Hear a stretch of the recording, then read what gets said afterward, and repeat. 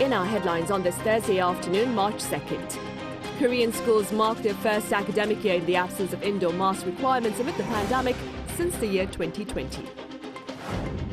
Meanwhile, Korea's industrial output gained 0.5% in January, while retail sales retreat 2.1% on lackluster demand. And as part of efforts to push bilateral ties forward, President Yoon described Japan as a partner with shared values. For the first time in 4 years amid the pandemic, Korean schools hosted in-person ceremonies to welcome students into their new academic year, which also does away with face masks and plexiglass. Our Yoon starts us off. Elementary, middle, and high schools nationwide are returning for the new school year today, with entrance ceremonies being held as normal. And it'll be the first time in 4 years since the outbreak of COVID-19 that students will not be required to wear masks. Schools have also made administrative changes, where self-diagnostic apps are no longer required, temperature checks will not be a part of daily school routine, and safety dividers in cafeterias have been taken down. Over the past 4 years, schools have had to make constant adjustments. In March 2020, the start of the new school year was delayed multiple times until an online school platform went into effect in the middle of April. Schools returned to in-person learning in the following years, but masks were mandatory, and due to social distancing mandates, students' activities and interactions were restricted. Even with the mask mandate being dropped nationwide on January 30th, many people have still opted to keep their masks on. And many students will have to wear their masks on the way to school if they use school buses or public transportation. Though no longer required, schools will likely not be completely mask-free. The Education Ministry has strongly advised that masks be worn by those with symptoms or those at high risk of infection. Masks are also recommended for those who have come in contact with a COVID-19 patient, those in closed-off high-density environments, and when people are shouting or singing. The changes are expected to have a positive psychological impact on students as they return to a normalized social environment. Yoon, Arirang News. On the economic front, there have been some mixed findings in the month of January, with industrial production up for the first time in 4 months, but retail sales down for the third month in a row. Our Lee Soo-jin reports. South Korea's overall industrial production in January rose compared to the month before for the first time in 4 months. Data from Statistics Korea on Thursday shows that the index for the country's industrial output stood at 109.7, up 0.5% from the previous month. The agency attributed the rise in overall industrial production to the increase in production in the mineral and manufacturing sectors, as well as the service sector. Despite a fall in semiconductor production, output in the mining and manufacturing sectors combined rose by nearly 3% compared to a month earlier, with a strong performance in camera modules and eco-friendly cars. However, mining and manufacturing production was still down compared to the previous year. As you are probably aware, the on-year decrease in the mining and manufacturing sector was quite large, especially because of the decrease in chip production amid the decline in the semiconductor market. The fall can also be attributed to the number of working days, which was one fewer in January due to the Lunar New Year holiday. The service sector grew 0.1% compared to the month before, led by a rise in the retail and wholesale sector and software development and computer programming industries. However, retail sales, a barometer for consumer demand, edged down 2.1% on month. Facility investment also fell 1.4% as investment in machinery declined. Lee Soo-jin, Arirang News.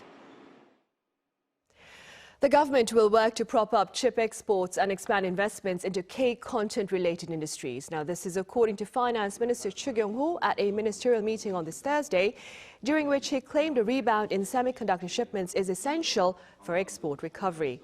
He also shared intentions to expand investments in sectors including secondary batteries and electric vehicles.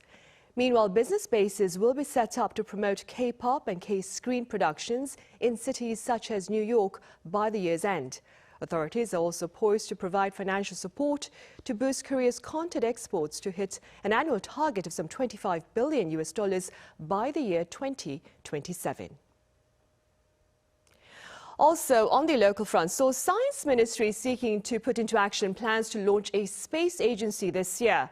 In fact, the ministry on this Thursday shared its proposal for a special law related to the establishment, that is, of the new agency, which it hopes will be in charge of all space-related roles currently being carried out by different ministries. Tentatively named the Korea Space and Aeronautics Administration, the new space agency also urges flexibility in the recruitment, organization and payment of personnel. Feedback on these suggestions will be accepted until March 17th before the Science Ministry finalizes its proposal for approval at the National Assembly within the first half of this year.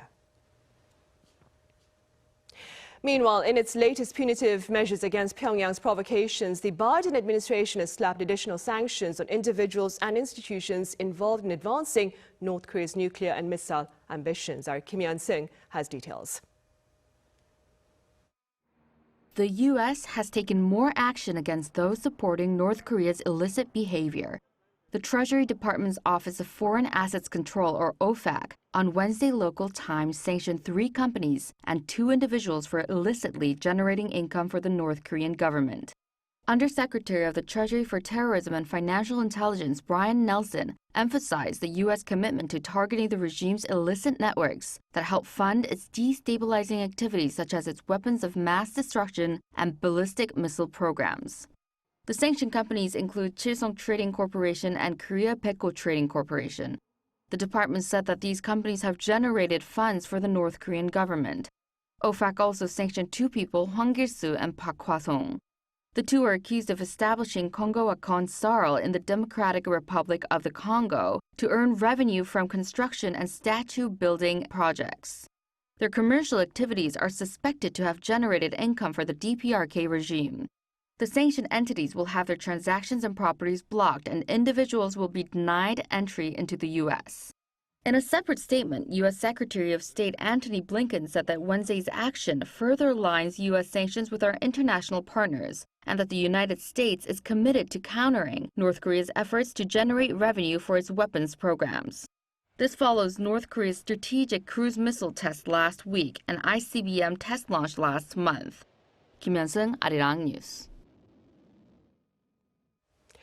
Russia claims it has thwarted a potential drone assault by Ukraine on the Crimean Peninsula, while China and Belarus discuss prospects of a peace plan in the region. Our Lee Seung-jae has the latest.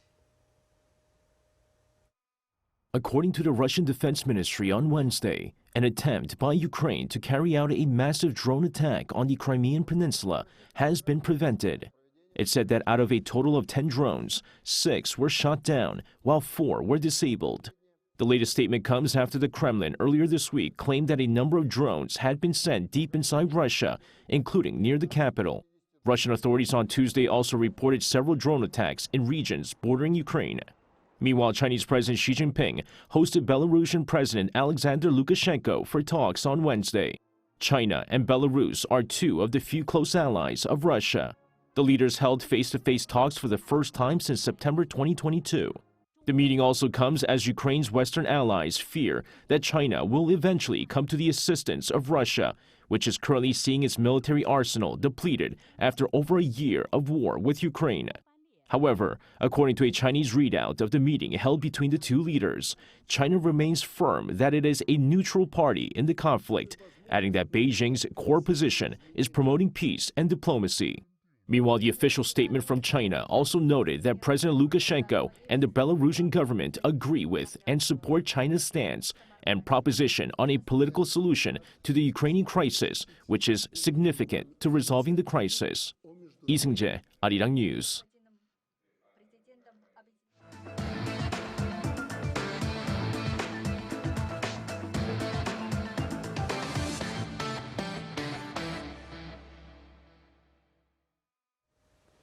In a speech to commemorate Independence Movement Day on March 1st, President Yoon Suk-yeol said Japan had shifted from a past aggressor to a present partner with shared interests. Our senior top office correspondent Oh Soo-young reports. South Korea now sees Japan as a cooperative partner for future prosperity, rather than a militant oppressor of the past. President Yoon made a landmark speech on Wednesday, showing Seoul's strong will to overcome long-standing differences with Tokyo. He said the two must now work together on mutual interests in pursuing global security and economic prosperity. 3.1운동 이후 한 세기가 지난 지금 일본은 과거 군국주의 침략자에서 우리와 보편적 가치를 공유하고 안보와 경제 그리고 글로벌 아젠다에서 협력하는 파트너가 되었습니다. Yoon's remarks came at a ceremony that marked the 104th anniversary of Korea's March 1st or Samil independence movement, a series of protests triggered in 1919 against Japan's oppressive colonial rule of the country. Reflecting upon the need to remember the sacrifices made in the past for the sovereignty of the country, Yoon stressed that South Korea must now prepare for the ever-changing global trends and complexities. In this regard, he said bolstering trilateral ties with the United States and Japan is essential. 복합 위기와 심각한 북핵 위협 등 안보 위기를 극복하기 위한 한미일 3자 협력이 그 어느 때보다 중요해졌습니다. This comes amid Seoul and Tokyo's recent move towards security cooperation against North Korea's growing missile provocations through measures such as joint military drills and intel sharing with Washington. The two neighbours also held a trilateral dialogue with the US on economic security on Monday, a significant step towards overcoming their bilateral spat that began in 2019 over historical disputes. Reflecting on the spirit of solidarity and cooperation that sparked the March 1st movement, Yoon said South Korea must now contribute to promoting freedom and common prosperity for all global citizens. Arirang News. And in related news, the president's portrait of Japan's transformation from a past aggressor to a present partner has been welcomed by Tokyo and Washington. Addressing members of the media following President Yoon's remarks, Japan's Chief Cabinet Secretary Hirosaku Matsuno shared a similar stance, claiming that South Korea is an important partner for cooperation on global matters. Likewise, U.S. State Department Press Secretary Ned Price said the Biden administration supports, quote, President Yoon's future-oriented vision with Japan, adding that Washington well acknowledges efforts by both Seoul and Tokyo to enhance bilateral ties. Up next, our Moon Hae-ryun walks us briefly through Korea's road to independence as shared by a local museum. Do take a look. 104 years ago, thousands of students and leaders alike were massacred by the Japanese police force and army as they gathered in the streets of Seoul in solidarity against the annexation of the Korean peninsula by Japan. Every year on March 1st, South Korea hangs the national flag from buildings and on the streets in remembrance. And this year, people can once more see Korean flags filling the streets outside Hyochang Park in Seoul, commonly dubbed Park of Heroes. One of the independence activists laid to rest in the park is Kim Gu, the head of the Provisional Government of the Republic of Korea, first established on April 11, 1919. The independence movement of March 1st provided a catalyst for its establishment, and the National Memorial of the Korean Provisional Government in its exhibitions shows how it was done and the key figures behind it. More than 200 copies of the Declaration of Independence were drawn up in 1919, but on display here are the four main copies.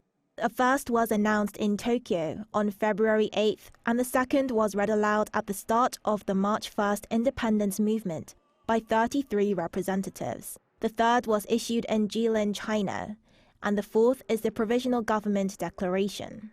According to the director of the Memorial Center, South Korea's quest for independence through the press went beyond Asia to all four corners of the world. I hope that people will be able to understand that the independence movement didn't just happen within the country. It happened in every place where Koreans were in the world. Visitors to the exhibition can learn more about the provisional government and leave behind their own traces in history by coloring in a wall mural. With the fight for independence against foreign oppression happening around the world even today, March 1st and what it stands for is still of great significance. Moon Hae-ryun, Arirang News. On the cultural front, we share the story of one theatrical performer of color and her remarkable strides on the global stage. My colleague Song Yoo-jin had the pleasure of meeting up with her.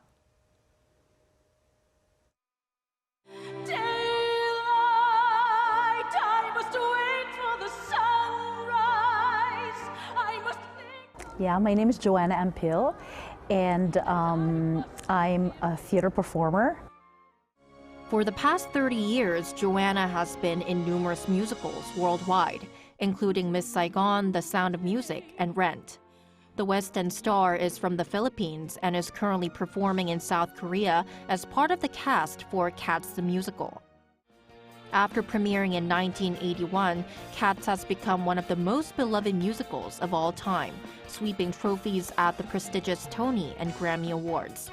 And although Joanna has been in the industry for decades, she says she's still in love with her job. I think it's such a privilege, first of all, to be able to represent different characters.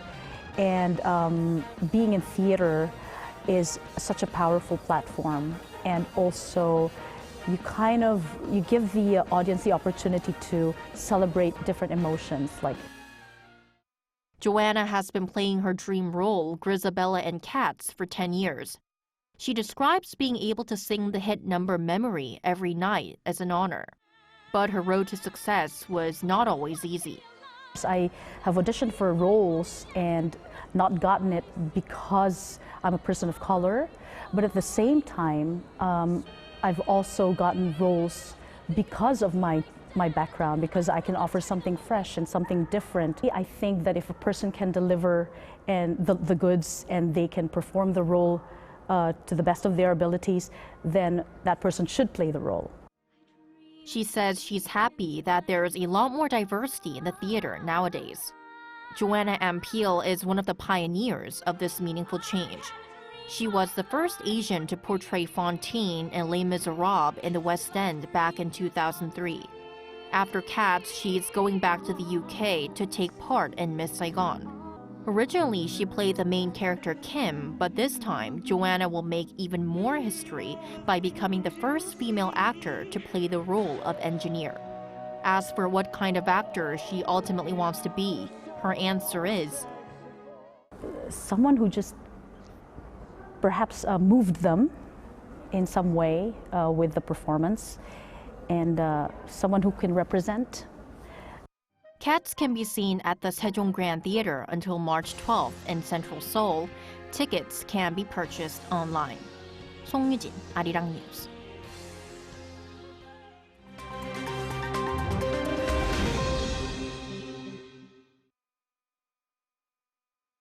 Let's take a look at what's going on in the world now.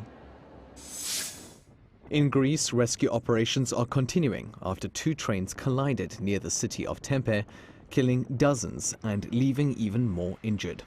At least 43 people died in the crash that occurred on Tuesday night local time when a passenger train collided head-on with a freight train after leaving the town of Larissa. The passenger train had over 350 people on board, many of whom were students returning from a long weekend of carnival celebrations. According to Greek Prime Minister Kyriakos Mitsotakis, the accident was caused by a, quote, tragic human error. A local station master has since been charged with manslaughter by negligence after the 2 trains were left running on the same track for several kilometers. Greek Transport Minister Kostas Karamanlis resigned following the tragedy. Moving on to Nigeria now, where Bola Tinubu of the All Progressives Congress Party has been declared the country's new president-elect. Nigeria's Electoral Commission made the announcement on Wednesday after Tinubu won 36% of the votes against 2 other front-running candidates. He also won 25% of the votes in 2/3 of the country's 36 states and capital, a requirement needed to become president. But opposition candidates have called for voting to take place again, alleging the elections were rigged because of isolated cases of violence at some polling stations and voting delays. 70-year-old Tinubu will assume the presidency on May 29th. He'll face a slew of challenges, including cash shortages, high living costs, and security issues. Meanwhile, former France striker and World Cup record holder Just Fontaine has died at the age of 89. His death on Wednesday was announced by his former club Reims and by the French Football Federation, who described him as the eternal goalscorer. Fontaine holds the world record for most goals scored in a single World Cup, scoring 13 goals in 6 matches at the 1958 World Cup in Sweden. Despite only making 1 World Cup appearance, Fontaine's goal count puts him at joint 4th place in the all-time World Cup goal scorers list. In his career, Fontaine appeared 21 times for France between 1953 and 1960, scoring 30 goals. And finally, preparations are well underway for the coronation of King Charles III, including the restoration of the 700-year-old coronation chair, also called King Edward's chair. Made in 1300s on the orders of King Edward I, the chair has been used in all subsequent coronations, including the King's late mother, Queen Elizabeth II. But the years have not been kind to the medieval piece. It was a victim of vandalism in the 19th century and even survived a bomb blast in 1914. Conservation experts have described it as extremely fragile, with one specialist working on restoring it for the past 4 months. The coronation is set to take place on May 6th at Westminster Abbey. Matthew Ashley, Arirang News.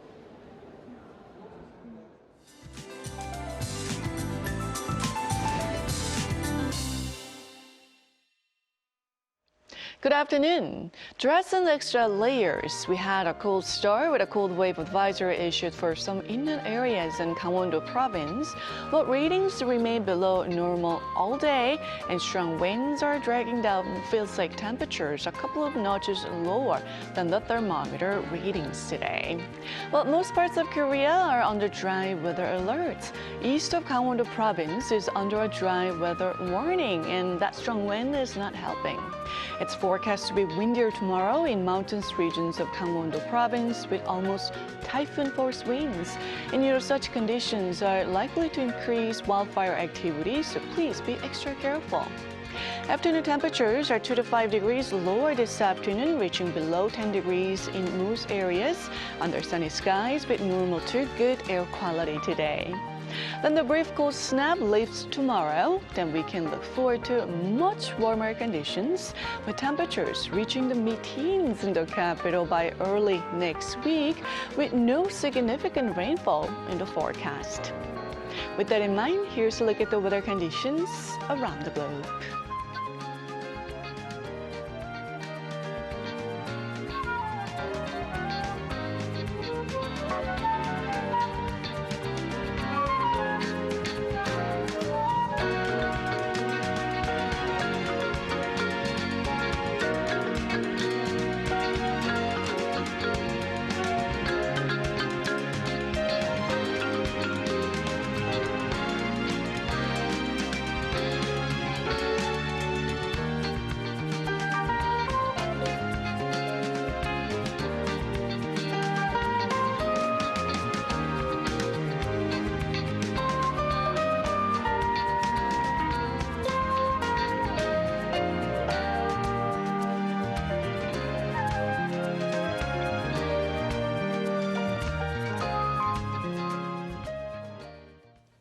And that ends our afternoon newscast. But do stay with us for our panel session coming up right after this break. Thank you for now.